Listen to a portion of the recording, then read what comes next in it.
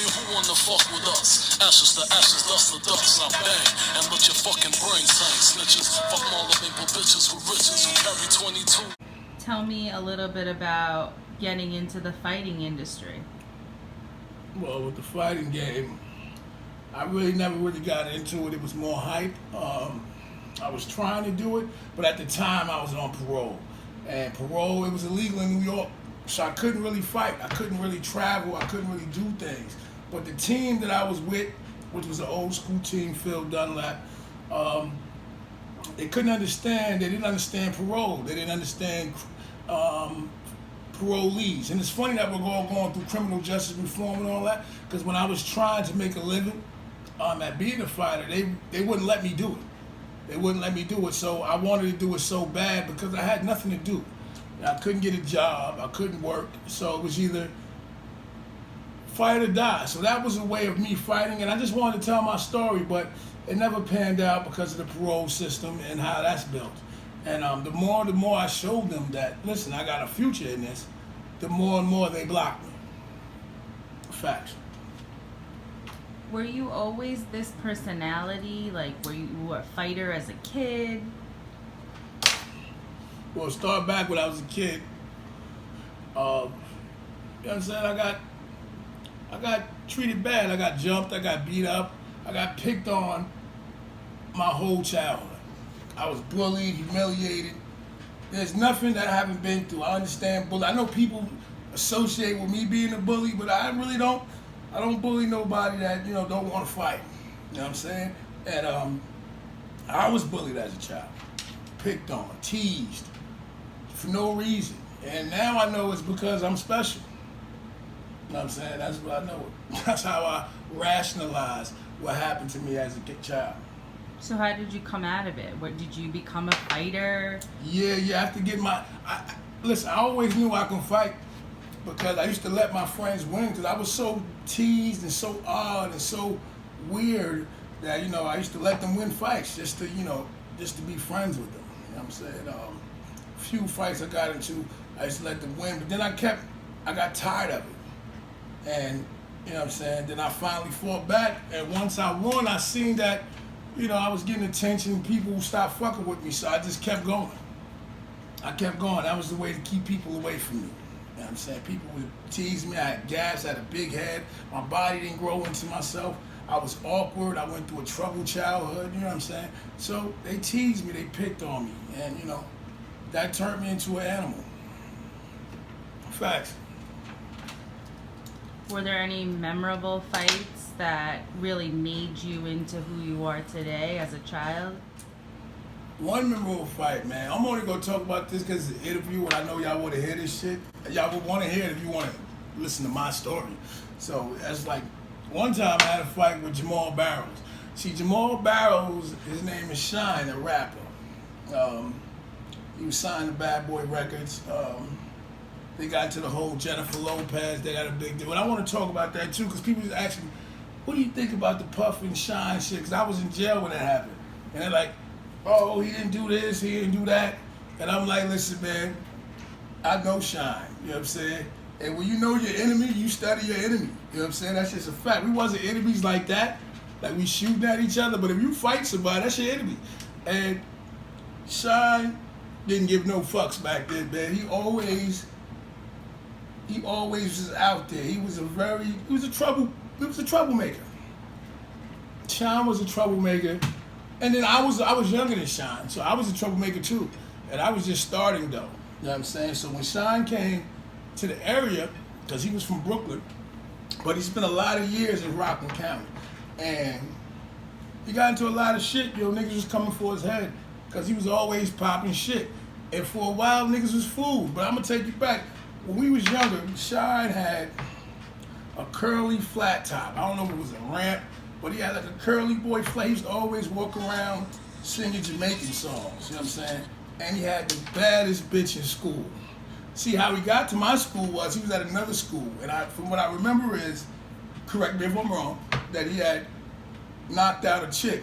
Her name was Dawn Richardson. Pretty chick too, man. She had a big old ass. Shout out to Dawn Richardson. I think he knocked the teeth out. Yeah, man. Wow. So I don't know. It could be a rumor. This is what I think. And then he sent to our school. So me and Shyne used to ride the bus together.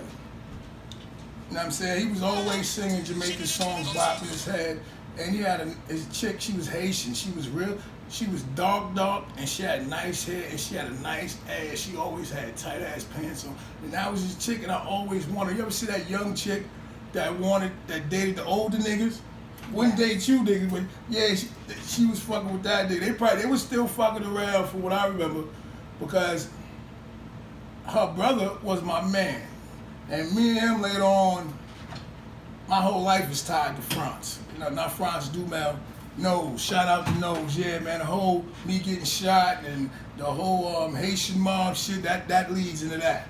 Because it started from there, and I took it on, and it became my situation, which led me to prison. So it's a big thing with that. But make a long story short, me and Shyne rode the bus together, man. He was in a group home. So one day, you know what I'm saying? We were on the bus, man. We had all the cool chicks on our bus. We had Tanya Chu, she remembers. Shout out to Tanya Chu. I think we had Janelle Woods. All the cool bad chicks was on our bus. We was going to Cacac Junior High, man.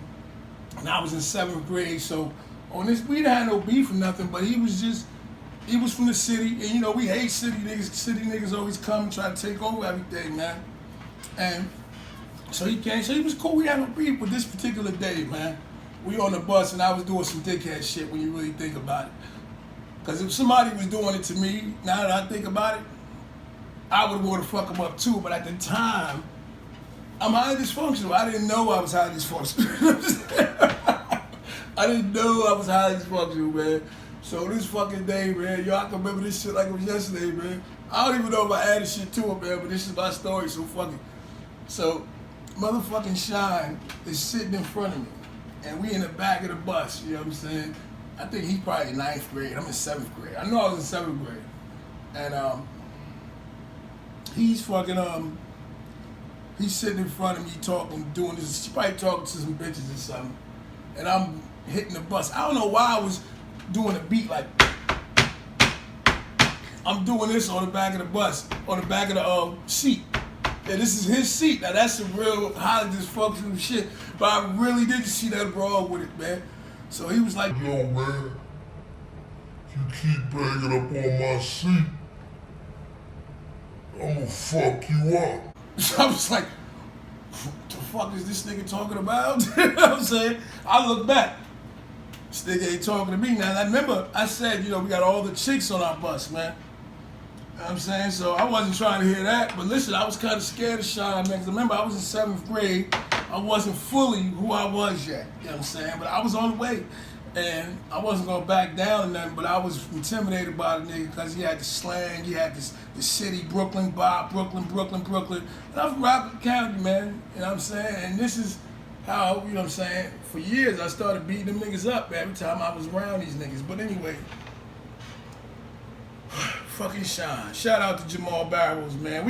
It's no beef. We was cool last time I seen him. It was right when he first got signed. But anyway, so fucking Shyne, man, he says, yo, Playboy, you don't stop banging on the back of the seat, I'ma fuck you up. So I look back like, what the fuck? This nigga ain't talking to me, not me. So I kept banging on the seat. So we pull up to the school, right? So this nigga's like, yo, fuck that. We get off the bus, come round the back, I'm fucking you up. I'm like, oh shit, you know what I'm saying? So in my mind, I'm like, nah, this nigga, I don't want, he said that shit so bold that, yeah, I thought he could fuck me up, man. I just really did. He convinced me right there that he could fuck me up. You know? He convinced me right there, man. So I was kind of scared, man. I had a San Francisco, I don't know what was it. I had a San Francisco hoodie on. I don't know, it might have been a starter jacket. I don't know. It wasn't nothing cool, you know what I'm saying? It was real bum shit, you know what I'm saying? Probably some hand-me-down shit, who knows, man?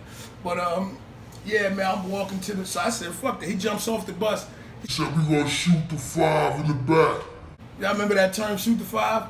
And shit, shoot the 5 meant you was tough, because if you said that to me, nigga, I don't talk like that. You know what I'm saying? I'd be like, let's go out and fight. But city niggas would shoot the 5, and I was intimidated right off the rip. Right off the rip, man. I can't even lie to you, man. So he got off the bus, made a scene. I just made it look like it was funny. And I ignored the nigga and kept walking into the school trying to ignore the nigga. You know what I'm saying? I had a book bag on, full of books. Remember the Jan Sport book bag? Yes. Yeah, so I just ignored the nigga like, man, fuck this nigga. Because I really didn't want to fight this nigga right now. He was putting a scene on. Everybody was like, oh, ooh. You know what I'm saying? I just knew that this wasn't going to work out good for me. You know what I'm saying? So I walked in the school building, man. And here he comes, Jamal Barrows making noise. Yo, yada, whatever. And I'm still trying to ignore this nigga, man, because I'm like, man, this nigga need to leave me alone, please. I'm scared to death of this nigga. Word to mother. He don't even know I'm scared, so I don't even know why I did that shit. You know what I'm saying? Maybe it was a Freudian slip. You know, I talk about that Freudian slip shit a lot. But, yeah, so he comes, and I'm saying, yo, if he grabs me, I just gotta go for mine. You know what I'm saying? I just gotta go for mine. So he walks, and I hear him coming, and I'm shaking in my motherfucking boots, man. Only because I'm younger. Don't look at me now. I was skinny as fuck when I was a kid. You know what I'm saying? I was bad then, but he was older, and I just thought he was tougher than me, man. So he grabbed me by my shoulder, like, yo, like trying to turn me around because I'm trying to get away from him. And I just turned around and socked the nigga. Bam! You know what I'm saying? Caught the nigga. Now I'm scared to death. Man, I could have really demolished this nigga really bad. Looking back on it, I could have killed this nigga, you know what I'm saying? But I was so scared, you know what I'm saying? So scared, man. Fuck it, we just going blow for blow now. Now listen, the nigga, now if y'all know me today, some of y'all know me, this is locally. The rest of y'all, when y'all hear this when I'm famous, y'all don't know me. But, nigga, I fucks niggas up, man. I don't really get hit a lot, you know what I'm saying? And even if you look at my fights, you know what I'm saying, I really didn't get hit, you know what I'm saying? And I think this is the last motherfucker that hit me. You know what I'm saying? We was trading blows in the middle of the motherfucking hallway, man. Everybody's around. And listen, he was a cocky motherfucker. And, you know, people hated on the nigga, you know what I'm saying? Because he's got all the bitches, everybody liked him. So niggas wanted to see the nigga get beat up, man. You know what I'm saying? When you on top, motherfuckers want to see you go down. You know what I'm saying? I feel like, Puff, motherfuckers just want to see you go down. You know what I'm saying? So in high school, in junior high, you know, niggas wanted to see him go down. You know what I'm saying? They probably wanted to see me go down, but they wanted to see him go down because I was a little nothing. Eventually, I would be the one they want to see go down. You know what I'm saying? But at this time, I'm coming up. So this is all stripes, nigga. Facts. Shout out to Shyne, P. Shyne, Pooh. And I bought your first album, and I was happy, nigga. Brought your shit, nigga. Jamal, it's my boy. We cool. Fuck that. So, did he win the fight, or did you win the fight? You know what's funny about that fight? Some people said I won, but man, he had a, you know what the fuck that shit? I'm gonna tell you the story. So we going blow for blow. And about Smash time! Smash time! Smash time! Smash time! Smash time! Smash time! fucking hallway. You know what I'm saying? And something said, you know, man, just throw this nigga. Man, what the fuck is you doing? So I reached to throw the nigga. He rips my San Francisco hoodie off. My whole shit is ripped. And I'm pounding the nigga. You know what I'm saying? I'm whooping him out. To me, I got fucked up too, though. So it wasn't like I whooped his ass. I just think I won. I won the fight. Now, after that, I whooped everybody else's ass. You know what I'm saying? But this guy, I just won. You know what I'm saying? So the funny shit about this story, after the security guards finally get us apart, because I'm on his ass, I got him against the wall, I'm going in, because I'm getting confident as the fight goes on, but I'm still scared. So this was like, if I knew I was confident, I would have been, you know, throwing my guards out. I would have let him hit me, but I was so scared. I just couldn't stop hitting. This is like my mama watching. Like, oh, just keep going. You know what I'm saying? My mama watching. You know what I'm saying? Mama's watching. Fuck that. You know what I'm saying? All these fucking hoes watching. So I just couldn't stop. So I took more than I probably should have for that fight. And so we get to the principal's office, right? And this motherfucker has shades. And this is the coolest motherfucker in the world, man. He puts on shades, man. And my shit is swollen, my shit's swollen too. You know what I'm saying?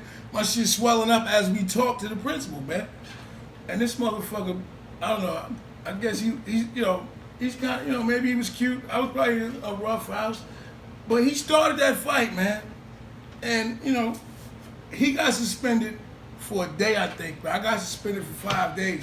That's why I never gave a fuck about nothing, man. 'Cause I swore we should have got suspended the same way. And the nigga had some boxing shit. I think he put some shit over his eye. And he like brought the swelling down. Like he was some fucking boxer. Like, what did you plan, this nigga? Then he had shades. And I was sitting there and, cause you had home detention, like you can be stuck in a room all day. What's that shit called? In school suspension. In school suspension. So I'm stuck in that room, swelled up. You know what I'm saying? So right this time's my first time really getting swelled up. And I'm thinking like, damn, I got my ass whooped. So you know, little girls come by like, yeah, you whooped him out. That's how I say that they want to see him go down. You know what I'm saying? Because he probably didn't want to fuck him or something, or he dissed him because he was real arrogant. He was an arrogant motherfucker, man. And you know what I'm saying? So, yeah, that's the story about Shyne, man. I was in there, he was walking by, he was still rapping, man. And weeks later, man, after all this shit is over, because I had to get picked up, I ended up arguing with my uncle that day. My uncle picked me up and act like I was in jail for killing somebody. You just want to fuck up your life. He was right, I really did. But me and him started arguing. I cursed him out. He kicked me out the fucking car. That's why I remember this day like it was nothing, man. It's like, yo, me and him got Uncle Howard. Shout out to Uncle Howard. He fucking picked me up and tried to, like, back then we had uncles, man. And my uncles was like my dad, man. And when I got in trouble, I was fucking up in school. My mom's a rat on me, man. My mom was a fucking snitch. And she ratted on me, and my uncle can't pick me up because she couldn't come because she was at work. I don't even think she drove at the time. My mom's had a phobia of driving. People thought we was really, really poor. We really was, but we could have got a car. My mom's was just scared to drive. My mom's like, you got to show her it's okay, and then she do it. You know what I'm saying? Shout out to my mom, man. Hey, listen, Mom, you know what I'm saying? Don't think I'm dissing you, man. You know, as I talk about stuff now, I'm a lot like you, so it's okay, man. You know what I'm saying? I ain't talking shit about it. Hopefully I get to have my mom on High Dysfunctional one day because, man, my mom is more popular than me, man. She can run her mouth all fucking day, and I gotta see it, man. Shout out to Linda Evans. Love you, Mom. Even though you think I don't. Sometimes I don't, but I'm learning because, you know, I'm going through my own shit, my own kids, so I'm learning. But, yeah, man, shout out to Shyne, man. Later on, they asked me about the Puff incident, man. And I'm like, yeah, Shyne did that shit. They're like, yo, how you gonna say that? I'm like, Shyne rolled, man. Shyne is a rider, man. He might have lost, because later on after he went to high school and all type of niggas got out his ass. But yeah, I was the first one that got out his ass, so fuck that. That shit don't count. But the older niggas got out his ass too, ate his ass up, you know what I'm saying? He played football and everything. Nigga was like a tight end or something. You know what I'm saying? So, you know what I mean? They asked me about that shit. I'm like, yeah, he rolled out. Niggas was popping shit. And yeah, he did that shit. Because I know that nigga. Fuck that. Oh, I Puff did. Puff, no, he thought Puff was going to ride with him.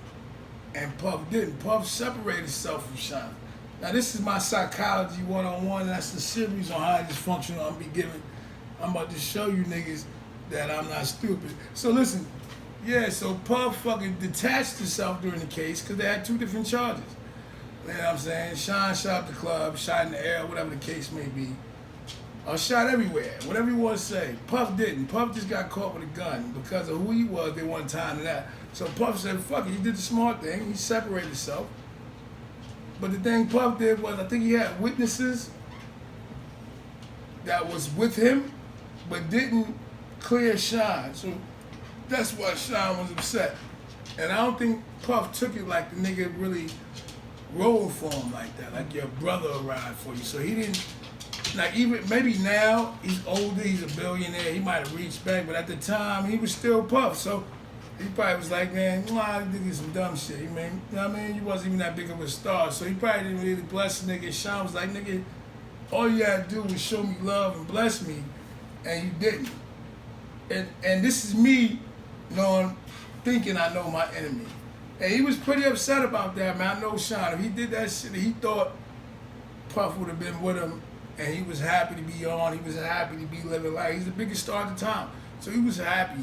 And Puff fucked him around. That's why Puff wasn't loyal to him. You know what I'm saying? He might have, but he wasn't loyal. Maybe business loyal. He might have took care of the business, whatever the contract said. But Shyne did that shit because Puff made him feel like they was riding out. And I think that's the type of guy Shyne is. Right now, I hear he's running for some office over there in this country. And I think that he's the right guy to put in. That motherfucker, he go fight. That nigga ain't no fucking slouch and no punk. And he got his ass handed to him later on, and he fought them niggas. He didn't get beat up and ran off. He didn't run. I mean, it was only one man. So you got one guy coming to a small town from Brooklyn thinking this ain't Brooklyn and I can do what I want. And, you know, he got into it with some of the realer niggas in the town at that time. And we kids, so this is all kid shit. So this is all high school shit. So when he be talking about, oh, I was in jail, that's the jail we talking about when he was a kid. He was in a group home. He wasn't in jail. I didn't want to correct him because he's running for office, and I think that he's the right guy to do it. Some guy that been in prison, some guy that fought it, seen how he was done in prison, you know what I'm saying? Shyne was in prison for 8 years. He didn't deserve that. And Puff is endorsing him now, but remember, he was mad, man. Puff didn't check on his moms or nothing. And Puff should have did that because Shyne only did that shit because for him, when you come from the hood and you get on, it was bigger than a deal. That was, Puff was his savior. He saved his life. He loved Puff. And Puff fucked him around. That's how I would have took it. That's how I would have took it. You could have paid all my legal fees. If you didn't talk to me, because whatever, I would have felt some type of way. Because in the streets, it's loyalty. Yeah, because you paid the money because you got the money. But now everything you doing because you got the money is separating yourself from me. You go on trial, and yeah, they clearing you, but these same people are convicting me. So I feel some type of way about that. I would feel some type of way about that, and that's what Shyne felt, man. So, you know, that's my Shyne story, man. Shout out to Shyne, Paul. Hope you do it, man. I'm happy for you out in Belize, man. I'm really, really happy for you. A little bit about how you came up with the concept of highly dysfunctional. Well, like I said, highly dysfunctional came about. It's kind of like quarantining now, how we all hang out at people's houses.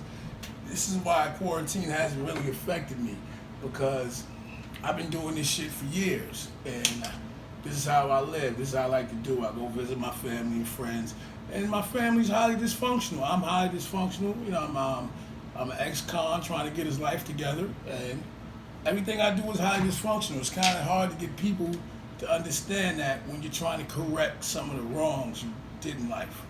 So basically, my family's highly dysfunctional. My pops had addiction problems. I had addiction problems. I grew up without a pops most of my life without him.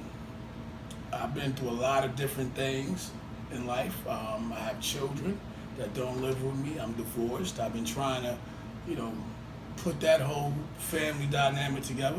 And this is just my way of telling my story. And who knows, highly dysfunctional can develop in anything. They can develop in anything. You know what I'm saying? First, we're doing a highly dysfunctional member club where I'm gonna be giving a whole biography basically about me, because I'm the first member of the club. And then I'm gonna be talking about celebrities and their highly dysfunctional lives, people that we support and we love, and we shout them out, we follow them, and we're gonna be talking about that. It's gonna be a highly dysfunctional club, and I'm gonna give a whole discourse on certain celebrities in the highly dysfunctional member club. Like motherfucking let's see, for one member I'm gonna put in the fucking highly dysfunctional member club is what's his fucking name? Fetty Wap. Fetty Wap is in the highly dysfunctional member club. We're gonna have women on there. You know what I'm saying? That's highly dysfunctional. Somebody like that, and what makes them highly dysfunctional. I just want to point that out to America. I want to point that out to people. A lot of us be lying. A lot of us be living lives, and we're all highly dysfunctional, and we need to stop judging one another. You know what I'm saying? That's where it goes down to. Like I say, it can develop into anything. Who knows where I might take it? Blue Royale, you already see what it is. You know what I'm saying? You already see what it is. How it just functional. And yeah, nigga, I'm the shit. Now tell me who wanna fuck with us? Ashes to ashes, dust to dust, I bang.